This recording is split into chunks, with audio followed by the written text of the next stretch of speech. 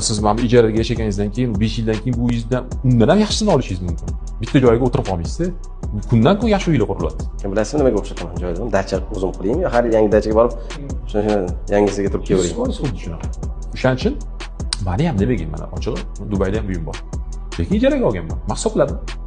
Ijaraga oldim. $110,000 yiliga to'layman. Yilda o'zi borsam 5-6 marta boraman bir hafta 10 kunga, lekin gostinitsadan ko'ra baribir o'zimiz sport narsalarim bor, velosipedlarim bor, boshqa o'zim hamma narsam bo'lgan uchun menga uy kerak. Lekin uyi 110 mingga katta ko'p. Shu uy $3 million turadi. Endi qarang, $3 million shuni sotib olganimdan ko'ra 110 ming necha foiz bo'ladi? Yiliga 3-3,5% bo'ladi. Ammo qanaqa u pulni muzlatib, u pulim biznesda ishlasa 20-30% pul tug'ib beradi.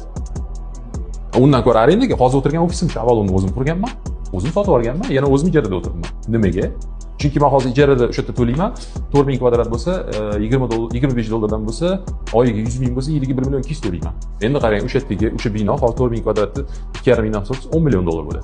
$10 million o'sha yerda o'tirganimdan ko'ra $10 million biznesga tiksam, kamida 20-30% kamida tug'ib bersa ham $2-3 million menga daromad kelyapti. Undan ko'ra 1 million arendaga to'lay qoling.